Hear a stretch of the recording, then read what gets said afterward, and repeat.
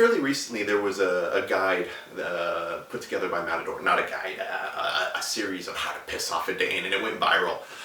And part of the reason it went viral was that it was just so damn accurate on a lot of different points. And of course, Copenhageners and Danes found it hilarious. The rest of us also found it deeply comical.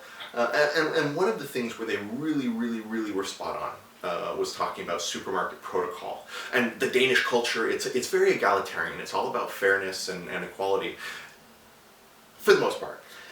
But where that really is visible is in the supermarkets. Now, most of the supermarkets here are fairly small boutique markets, not supermarkets in the traditional sense. The lines tend to be a mess. They expand quickly and then contract.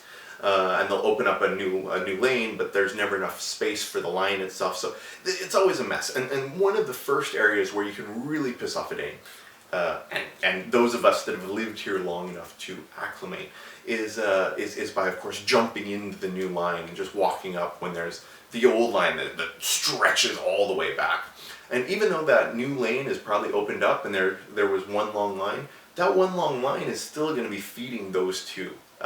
And so that's a very different protocol from other places where there's an open lane, fill the open lane, first come, first serve.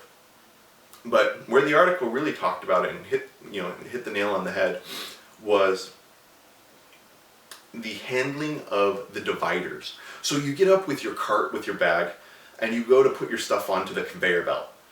The conveyor belt, unfortunately, it's moving along, there's quite a bit of space, but you can't figure out why the person in front of you, the Dane in front of you, hasn't started unloading yet. And then you realize, well, it's because the person in front of them hasn't put down the divider. And that Dane, or that individual who's been here for a while, will watch as the entire conveyor belt essentially empties. And if they can't reach in and get the divider, and the person in front of them doesn't put a divider down at the end, you'll basically be waiting until that conveyor belt is all the way open. And you'll see the person start to get really animated and annoyed and kind of torn. That kind of like, I don't know what to do. Do I reach in? Do I just put it down? And if they do finally put it down without the divider in place, you'll probably have basically 2/3 of the conveyor belt to mark one to the other, which can be pretty comical. But so it is very true that one way to really disrupt the flow, stand out, and piss everybody off is if you don't take that divider. The nice thing is that a lot of times you'll get handed the divider, and you'll get not only handed one divider, but two dividers, because they not only are going to take care of you, but the person behind you and then the person behind that, because those dividers are always out of reach. And so that is a very true stereotype, and it's an interesting insight into Danish culture.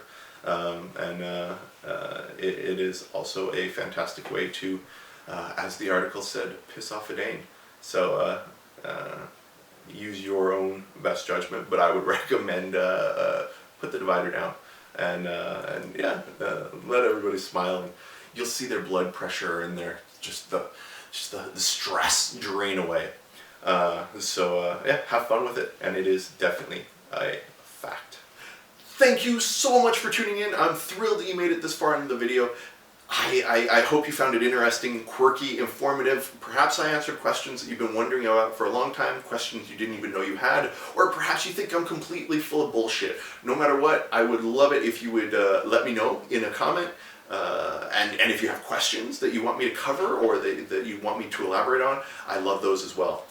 Please subscribe, a thumbs up, a like, a share, all deeply appreciated. And of course, remember, you can always tune in the Virtual Wayfarer, where I blog about travel and these types of topics on a regular basis.